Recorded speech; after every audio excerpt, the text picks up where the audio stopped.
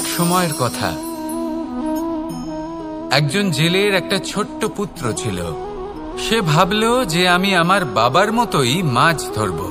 তখন সে একটা লাঠি নিল, তাতে দড়ি বাঁধল, আর সেই দড়ির মুখে যে কাঁটা বিঁধে থাকে তাতে চারা ঝুলিয়ে জলে ফেলল আর বসে থাকল। কিছু সময় পরে জলে একটি তরঙ্গ দেখা গেল। ও বুঝতে পারল খুব বড় একটা মাছ ফাঁদে পড়েছে। ও বল প্রয়োগ করলো, সেটা টানার চেষ্টা করলো। মাছও বল প্রয়োগ করলো, আর শেষে যেটা হলো সেই দড়ি ছিঁড়ে গেল আর মাছ বেঁচে পালিয়ে গেল। দেখুন, ও অনেক চেষ্টা করলো কিন্তু অসফল হলো।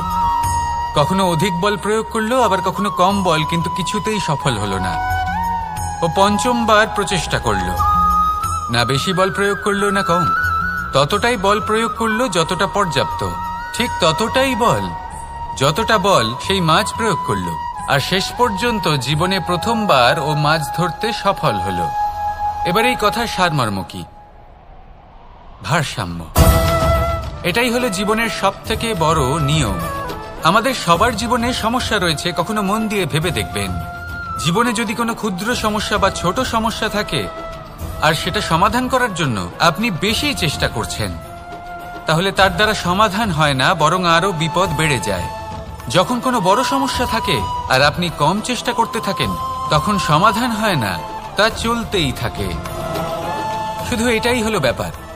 জীবনের সমস্ত সমস্যার একটা ভারসাম্য বজায় রাখা, যদি এটা আপনি শিখে ফেলতে পারেন, জীবনটা আপনার হাতের মুঠোয় থাকবে। আসুন আমার সাথে ভালোবেসে বলুন, রাধা রাধা। আপনি কখনো কোনো বাজকে নিজের বাসা বানাতে দেখেছেন?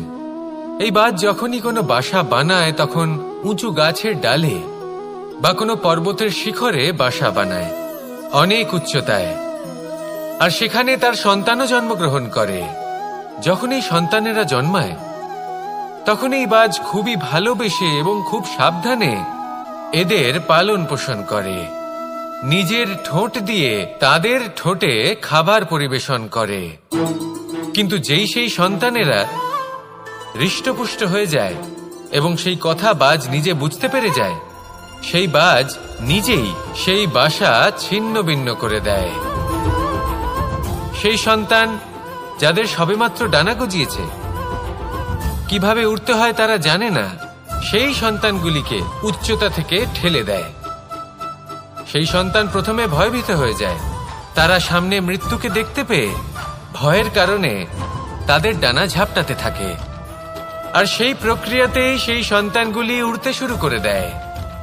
এবার এই ঘটনায় আমরা কি শিক্ষা পেতে পারি? এটাই, যদি আপনি মাতা পিতা হন তাহলে নিজের সন্তানকে অবশ্যই স্নেহ করুন, কিন্তু তাদেরকে নিজের আঁচলের তলায় বেঁধে রাখবেন না।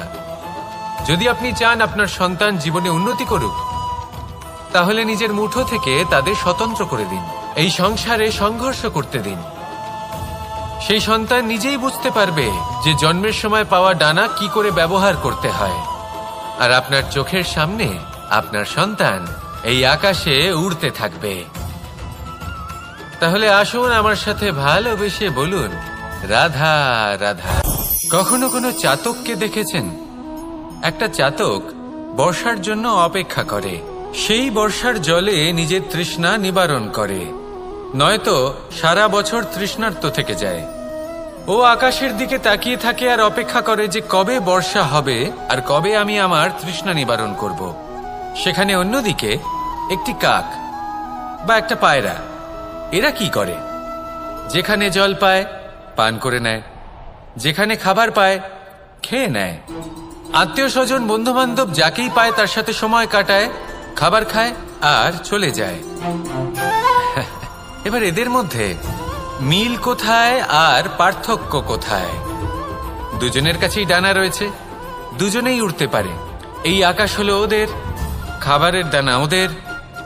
পার্থক্য হলো তাদের অভিলাষার, পার্থক্য হলো তাদের আকাঙ্ক্ষার, পার্থক্য জীবন যাপনের ধরনের। এবার যত বেশি আকাঙ্ক্ষা থাকবে, যত দামি জীবন যাপন করার ইচ্ছে থাকবে, তত বেশি কষ্ট আপনাকে সহ্য করতে হবে। আবার অন্যদিকে জীবন যত সরল হবে, জীবন যাপন যত সরল হবে, সমস্যা ততটাই কম হবে। তাই সবসময় চেষ্টা করবেন আপনার মানসিকতা এবং আপনার জীবন যেন সরল হয়। ভালোবাসতে থাকুন। যদি কেউ আপনাকে ভালোবাসে, তাকেও আপনি ভালোবাসা ফিরিয়ে দিন। তাদের সাথে কথা বলুন, কিছু তাদের কথা শুনুন, কিছু নিজের কথা বলুন। দেখবেন সকল তাপ উত্তাপ দূর হয়ে গেছে। এটাই তো হলো জীবনের সারমর্ম। তাই প্রেমে থাকুন, ভালোবাসুন, আর ভালোবেসে আমার সাথে বলুন রাধা রাধা। একবার একজন সাধক ওনার শিষ্যদের একটা কাজ দিলেন। একটা দুর্লভ জড়িবুটি নিয়ে আসতে বললেন। এতটাও কঠিন কাজ সেটা ছিল না, কারণ সকল শিষ্য জানতেন যে এই দুর্লভ জড়িবুটি কোথায় পাওয়া যায়। পর্বতের শিখরে। কঠিন কাজ কোনটা? সেখানে পৌঁছনোর সেই পথ, যা ছিল কাঁটায় জর্জরিত, পাথরে পরিপূর্ণ, যেখানে পিছলে পড়ার আশঙ্কা রয়েছে এবং গভীর ক্ষত পেতে পারে সবাই। এবার বেশ কয়েকজন শিষ্য গেলেন, তার মধ্যে কয়েকজনই সেই জড়িবুটি নিয়ে আসতে পারলেন। কারণটা কি ছিল? কিছু শিষ্যের মনোযোগ ছিল শুধুমাত্র লক্ষ্যের দিকে, অর্থাৎ পর্বতের সেই শিখরে। কিছু শিষ্যের মনোযোগ ছিল পথের এই সংকটগুলির ওপর। কিছুজন নিজের সমস্ত মনোযোগ, সমস্ত শক্তি কেন্দ্রীভূত করলেন শুধুমাত্র লক্ষ্যের দিকে। বাকিরা মনোনিবেশ করলেন এই সংকটের থেকে নিজেকে বাঁচাতে। কিন্তু যাদের মনোযোগ শুধু লক্ষ্যের দিকে ছিল, শুধু তারাই জড়িবুটি নিয়ে আসতে পারলেন। কারণ কি ছিল? একটা সহজ ব্যাপার যা আমাদের বুঝতে হবে। আমরা যদি লক্ষ্যে পৌঁছতে চাই, তাহলে বিপদের সম্মুখীন তো আমাদের হতেই হবে, আর কোনো বিকল্প নেই। যন্ত্রণাও হবে, পায়ে কাঁটাও হয়তো ফুটতে পারে, হয়তো পড়েও যেতে পারেন, হয়তো রক্তপাতও হতে পারে। কিন্তু তার সাথেই সাফল্য অর্জনের যে আনন্দ, সেটাও পাওয়া যায়। সেই জন্য নিজের মনোযোগ সবসময় লক্ষ্যের দিকে রাখুন, পথের সেই বিপদগুলির দিকে নয়। সত্যি কথা বলতে, এই বিপদ এটা কিছুক্ষণের, আজ আছে কাল নাও থাকতে পারে। কিন্তু যদি লক্ষ্যকে প্রাপ্ত করতে পারেন, তাহলে তার আনন্দ আপনার সাথে সারা জীবন রয়ে যাবে। তাহলে লক্ষ্য প্রাপ্ত করুন আর আমার সাথে ভালোবেসে বলুন রাধা রাধা। আমরা কখন উচিত কাজ করি, কখন অনুচিত কাজ করি, কখন পুণ্য করি আর কখন পাপ করি, কখন ন্যায়ের পথে চলি আবার কখন অন্যায়ের পথে চলি, তা দুজন ব্যক্তি বুঝতে পারেন, পরমাত্মা আর অন্তরাত্মা। এবার প্রত্যেক মুহূর্তে কি হয় পরমাত্মা সবই জানেন, তার কাছে কিছুই গোপন নয়। কিন্তু প্রত্যেক মুহূর্তে আপনার কি করা উচিত সেটা উনি এসে আপনাকে বলতে পারবেন না। সেই জন্য আমাদের ভেতরে অন্তরাত্মা আছে, আমাদেরই চেতনার একটি অংশ। একবার চোখ বুঝে দেখুন, অন্তরাত্মার মধ্যে নিমজ্জিত হয়ে ভাবুন আর বোঝার চেষ্টা করুন। এই অন্তরাত্মা সবসময় আপনাকে শুভ কাজ করার জন্য প্রেরিত করেন আর অশুভ কাজ করা থেকে বিরত করেন। এই অন্তরাত্মার কথা মানতে থাকুন, পরমাত্মা সবসময় আপনার কাছেই পাবেন। আসুন আর আমার সাথে ভালোবেসে বলুন রাধা রাধা। মানুষের জীবনে দুই ধরনের আবেগ থাকে যা চিরকাল তার সাথে বসবাস করে। প্রথম স্বপ্ন, দ্বিতীয় অজুহাত।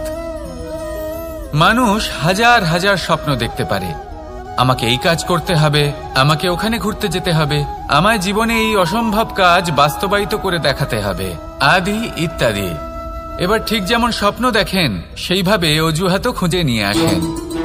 আমি এই স্বপ্ন পূরণ করতে পারলাম না, কারণ আমাকে কেউ সাহায্যই করল না, কারণ আমি দুর্বল হয়ে পড়েছিলাম, কারণ আমার কাছে সময়ই ছিল না, আদি ইত্যাদি। এবার সাফল্য এবং অসফলতার মাঝখানে এই ধরনের সংঘর্ষ হতে থাকে। সাফল্য তখন লাভ করা সম্ভব যখন আপনার স্বপ্ন আপনার অজুহাতের থেকে অনেক বড় হয়, আর অসফলতা তখন পাবেন যখন আপনার অজুহাত আপনার স্বপ্নের থেকে অনেক বড় হয়। আপনি যদি সাফল্য লাভ করতে চান, তাহলে চেষ্টা করতে থাকুন, পরিশ্রম করুন। যদি অসফল হন তাহলে ভয়ভীত হওয়ার কোনো প্রয়োজন নেই। নিজের ভুল বুঝুন, তাকে শুধরে নিন, আবার চেষ্টা করুন। কিন্তু যদি নিজের জীবনে অজুহাত নিয়ে আসেন, তখন স্বপ্ন কখনো পূরণ হবে না। আসুন আমার সাথে ভালোবেসে বলুন, রাধা রাধা। এমন কিছু রয়েছে মানুষের মনে, তাদের জীবনে, এমন এক আবেগ যা সর্বজন বিদিত, যা সবাই জানেন যে উপস্থিত আছে। সেটাকে আমরা সমস্যা বলে থাকি। এমনিতে আমরা সকলেই জানি যে এমন কোনো গৃহ নেই যেখানে মৃত্যুর ছায়া পড়েনি, এমন কোনো বৃক্ষ নেই যার দ্বারা ওষুধ তৈরি সম্ভব নয়, এমন কোনো অন্ন নেই যা সময়ের সাথে বিষ বা অমৃতে পরিণত হতে পারে। এবার এই সমস্যাগুলি কোনো ব্যক্তির জন্য সমস্যা হতে পারে, কিন্তু নিজে থেকে এরা কোনো সমস্যাই নয়। এরা আসে আমাদের সাহায্য করতে, আমাদের কিছু শেখাতে। আপনি নিজেই দেখুন, পর্বতের শিখর থেকে কোনো এক পাখি পড়ে গিয়ে নিজের প্রাণ ত্যাগ করল। সেটা কখন সম্ভব? যখন সেই পাখি ওড়ার চেষ্টাই করে না। তখন যখন কোনো ব্যক্তি জলে পড়ে যান এবং ডুবে গিয়ে নিজের প্রাণ হারান, এর সম্ভাবনা কখন বেশি থাকে? যখন সেই ব্যক্তি সাঁতার কাটার চেষ্টাই করেন না। তখন এই সমস্যা প্রত্যেকের জীবনে থাকবেই, কিন্তু এটা মনে রাখা প্রয়োজনীয় যে কোনো সমস্যা পরিস্থিতির কারণে সমস্যা হয়ে ওঠে না। এই পরিস্থিতি যখন আমাদের সামনে আসে, আমাদের তা কঠিন মনে হয়। আমরা নতমস্তক হয়ে পড়ি, ভয়ভীত হয়ে পড়ি, তার সম্মুখীন হতে পারি না। তখন তা সমস্যার রূপ নেয়। দৃঢ় হয়ে দাঁড়িয়ে থাকুন সাহসের সাথে, এই পরিস্থিতিগুলির সম্মুখীন হন। দেখবেন সমস্যা কখন সাফল্যে পরিণত হবে আপনি জানতেই পারবেন না। আসুন আমার সাথে ভালোবেসে বলুন, রাধা রাধা। সময় যা সবকিছুকে সমান করে দিতে পারে, যা সব থেকে বেশি শক্তিশালী, সব থেকে বড় সম্পত্তি, সব থেকে বড় শিক্ষক এবং সব থেকে বড় সুযোগ। এই সময় যখন ভালো যায় তখন তা আপনাকে আমিত্বে মত্ত করে তোলে, অহংকারে নিমজ্জিত করে দেয়। আর যখন খারাপ হয় তখন দুঃখের সাগরে নিজের প্রতি ঘৃণাবোধে নিমজ্জিত করে। তাই এই সময় যা এত শক্তিশালী এক সম্পত্তি, এত মহান একটি ধন, তাকে এমনি এমনি নষ্ট হতে দেবেন না। এই সময়ের সাথে কি করবেন, কিভাবে করবেন তা ভাবতে গিয়ে এবং করতে গিয়ে সময় নষ্ট করবেন না। যদি আপনি এই সময় নষ্ট করেন, তাহলে সময়ও নিশ্চিত করবে যে আপনার সাথে কি করা উচিত। তাই সময়ের সদ্ব্যবহার করুন আর আমার সাথে ভালোবেসে বলুন, রাধা রাধা। আমরা সকলে শক্তি অনুভব করতে চাই। এবার যদি আপনাকে জিজ্ঞেস করা হয় যে সবথেকে বেশি শক্তির অনুভব কোথা থেকে করা সম্ভব, তখন কেউ কেউ বলবেন পুষ্টিকর আহার গ্রহণ করলে, ব্যায়াম করলে, কেউ বলবেন ধন লাভ করলে, বন্ধুদের থেকে, পরিবারের থেকে, আদি ইত্যাদি। এইভাবে আপনি শক্তির অনুভব অবশ্যই করতে পারেন, কিন্তু সবথেকে বেশি শক্তির অনুভব যদি আপনি করতে চান তাহলে তা পাবেন শুধু একতার দ্বারা, সংগঠনের দ্বারা। যদি আপনাকে উদাহরণ দিই, নিজের এই হাতটাকে দেখুন, 5টা আঙুল রয়েছে। কোনো একটা বস্তুকে নিজের একটা আঙুল দ্বারা তুলে ধরার চেষ্টা করে দেখুন, বড়ই কষ্ট হবে। তখন আপনি বুঝতে পারবেন যখন এই 5টি আঙুল একত্রিত হয় তখন কোনো কাজ কতটা সহজ হতে পারে। এটাই হলো শক্তি, একতার। সব থেকে ভালো উদাহরণ যদি আপনাকে দিই তাহলে বাঁশি। এই বাঁশি থেকে অত্যন্ত মধুর সুর নির্গত হয় যা সবার মন প্রসন্ন করে দেয়। এই কথা সত্যি, কিন্তু এই বাঁশি আমি একটা বা দুটো আঙুল দিয়ে বাজাতে পারবো না। আমাকে প্রত্যেকটা আঙুল ব্যবহার করতেই হবে, তবেই এর থেকে মধুর সুর নির্গত হবে যা সকলকে প্রসন্ন করবে, ঠিক কিনা? ঠিক এইভাবেই যদি আপনি চান যে আপনার জীবনরূপী বাঁশি থেকেও মধুর সুর নির্গত হোক বা সবার মনকে প্রসন্ন করে তুলুক, তাহলে আপনাকেও জীবনে একতা নিয়ে আসতেই হবে। আপনি একাও কর্ম করতে পারেন, পথ চলতেও পারেন, সামনেও এগোতে পারেন, সাফল্যও লাভ করতে পারেন। কিন্তু যখন সকলে একসাথে এগোবেন, সেই পথে চলবেন, সেই কর্মই করবেন, তখন লক্ষ্যে অবশ্যই পৌঁছবেন, সাফল্য অবশ্যই লাভ করবেন। কিন্তু সেই সাফল্য এবং তার আনন্দর সংমিশ্রণটাই একটু অন্যরকম হবে। তাই জীবনে ঐক্যবদ্ধ হন, একসাথে মিলে এগোতে থাকুন আর আমার সাথে ভালোবেসে বলুন রাধা রাধা। জীবনে দুই ধরনের আবেগ রয়েছে যার কোনো মূল্য নেই। আমার কথার অর্থ এটা নয় যে এদের কোনো গুরুত্ব নেই, গুরুত্ব যথেষ্টই রয়েছে, শুধু এদের জন্য আপনাকে কোনো মূল্য দিতে হয় না। প্রথম আবেগ হল আনন্দ, প্রসন্নতা। এটা আপনি যে কোনো জায়গায় খুঁজে পেতে পারেন যদি আপনি খুঁজে পেতে চান। আপনি কোনো পুষ্পের সৌন্দর্য দেখে প্রসন্ন হতে পারেন। বায়ুর কারণে যখন একটি বৃক্ষ শিহরিত হয় সেটা দেখে আপনি প্রসন্ন হতে পারেন। একটা ছোট্ট শিশুর কলরব শুনেও আপনি প্রসন্ন হতে পারেন। একটা ক্রন্দনরত বালককে হাসিয়ে আপনি প্রসন্ন হতে পারেন। সবকিছু আপনার উপর নির্ভরশীল। সেখানে আরেকটি আবেগ হল দুশ্চিন্তা। মানুষ বড়ই দুশ্চিন্তা করতে থাকে। আজ আমি এই কাজ করেছি, সেই বিষয়ে চিন্তা। আজ আমি এই কাজ করতে পারিনি, সেই বিষয়ে চিন্তা। কাল আমাকে এই কাজ করতে হবে, সেই নিয়ে চিন্তা। আমি কি সেই কাজটা করতে পারবো, সেই বিষয়েও দুশ্চিন্তা। চিন্তা সর্বত্র রয়েছে, যার জন্য মূল্য দিতে হয় না। যত চান আপনি একত্রিত করতে পারেন। একটা গুরুত্বপূর্ণ কথা মনে রাখবেন, প্রসন্নতা জীবনের একটা নতুন সূত্রপাত। সেখানে দুশ্চিন্তা হলো জীবনের চিতার সমান।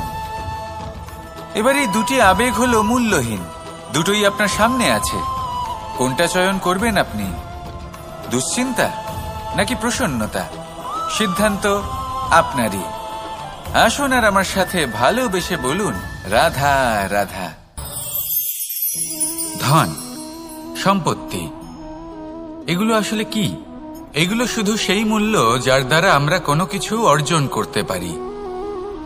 এবার এই ধনের দ্বারা এই সংসারে অনেক কিছু লাভ করা সম্ভব, কিন্তু সেই সবকিছুই শুধুমাত্র ভৌতিক বস্তুই হবে, ভৌতিক সামগ্রী, ভৌতিক সুবিধা। অর্থাৎ আপনার কাছে যতই ধন থাকুক, তা আপনাকে শান্তির ঘুম এনে দিতে পারবে না, আপনাকে জীবনের বাস্তব সুখের অনুভূতি লাভ করাতে পারবে না, কারণ এগুলো ভৌতিক ধন। এ ভৌতিক বস্তুই অর্জন করাতে সক্ষম। বাস্তবিক ধন কি?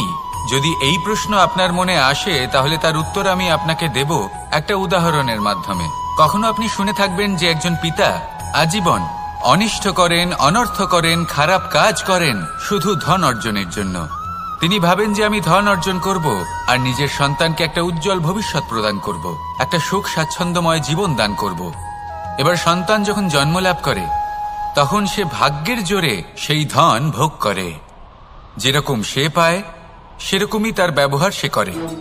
কখনো আপনি এটাও দেখে থাকবেন যে সেই সন্তান সমস্ত ধন নষ্ট করে ফেলে, আর সেই পিতা যিনি সমস্ত ধন সঞ্চয় করেছেন, যিনি সেই ধনের প্রভু, আজ সেই ধনের প্রহরী হয়ে রয়েছেন।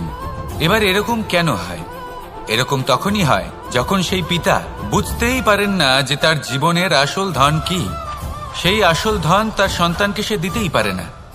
যদি পিতা তার সন্তানকে কর্মের জ্ঞান দিতে পারেন, উচিত কোনটা অনুচিত কোনটা সেই শিক্ষা দিতে পারেন, সংস্কারের প্রকৃত শিক্ষা দিতে পারেন, তবে সেটা ধনের থেকে অনেক বেশি গুরুত্বপূর্ণ। এটাই হলো জীবনের বাস্তব ধন। আপনি সেই কথা তো অবশ্যই শুনে থাকবেন, কুসন্তান হলে ধন সঞ্চয় করে কি হবে, সুসন্তান হলে ধন সঞ্চয় করে কি হবে। সন্তান যদি কুপুত্র হয় তাহলে সব নষ্ট করে ফেলবে, আর সন্তান যদি সুপুত্র হয় তাহলে ধন থাকুক না থাকুক সে নিজেই কর্মের পথে অগ্রসর হয়ে ধন অর্জন করবে আর নিজের জন্য এক উজ্জ্বল ভবিষ্যৎ গড়ে তুলবে। তাই সন্তানকে সম্পদ দেওয়ার আগে কর্মের জ্ঞান দান করুন, সুশিক্ষা দিন, কারণ এটাই হলো জীবনের প্রকৃত ধন।